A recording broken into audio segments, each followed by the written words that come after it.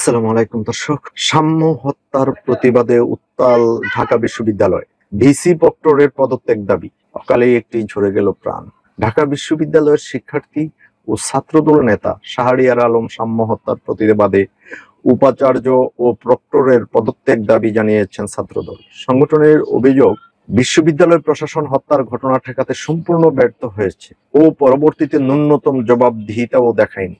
আজ বুধবার দুপুরে কেন্দ্রীয় ছাত্রদল ও ডাবি শাখা ছাত্রদলের নেতাকর্মীরা রাজু ভাস্কর্য থেকে বিক্ষোভ মিছিল নিয়ে উপাচার্যের বাসভবনের সামনে অবস্থান নেন। এ সময় তারা "আমার ভাইয়ের রক্ত বৃথা যেতে দেব না, আমার ভাই কবরে, খুনি কেন বাহির" ইত্যাদি স্লোগান দেন। সমাবেশে ছাত্রদলের সাধারণ সম্পাদক নাসির উদ্দিন নাসির বলেন, ঢাবি ফজলুল হক মুসলিম হলে মানসিক ভারসাম্যহীন এক ব্যক্তিকে হত্যা করা হয়েছে। প্রাইম বিশ্ববিদ্যালয়ে আমাদের এক নেতাকে হত্যা করা হয়েছে। সর্বশেষ শাহরিয়ার আলম সাম্যকে নির্মমভাবে কুপিয়ে হত্যা করা হয়েছে, অথচ প্রশাসন সম্পূর্ণ নিষ্ক্রিয় থেকেছে। নাসির উদ্দিন আরো অভিযোগ করেন, 5 আগস্টের পর প্রশাসনের নির্লিপ্ত ভূমিকার কারণে একটি ছাত্র সংগঠন বিভিন্ন হলে দখলদারিত্ব প্রতিষ্ঠা করেছে। ফজলুল হক হলের ঘটনায় সন্ত্রাসীদের বিচার হয়নি, তদন্তও হয়নি। বেসরকারি বিশ্ববিদ্যালয়ের হত্যার বিচার প্রক্রিয়াও শুরু হয়নি। ডাবি ছাত্রদলের সভাপতি গণেশ চন্দ্র রায় সাহস বলেন, একজন শিক্ষার্থীকে ক্যাম্পাসের ভেতর মধ্যরাতে কুপিয়ে হত্যা করা হলো, অথচ উপাচার্য নির্বিকার।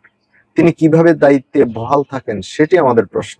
ছাত্রদল নেতা উপাচার্য অধ্যাপক ডক্টর নিয়াজ আহমেদ খান ও প্রক্টর অধ্যাপক সাইফুদ্দিন আহমেদের পদত্যাগ দাবি করেন। তারা হুঁশিয়ারি দেন, দ্রুত ব্যবস্থা নেওয়া না হলে শুধু বিশ্ববিদ্যালয় প্রশাসনের বিরুদ্ধেই নয়, অন্তর্বর্তী সরকারের বিরুদ্ধে আন্দোলনে নামতে বাধ্য হবে ছাত্রদল। আসলে হত্যা তো আসলে কারোর কাম্য না। এটা যথাযথ ব্যবস্থা নিয়ে, দ্রুত ব্যবস্থা নিয়ে, কি হৃদয় বিদারক একটা ঘটনা। এরকম হত্যা তো জন্য তো জুলাই বিপ্লব হয়নি, তাই না?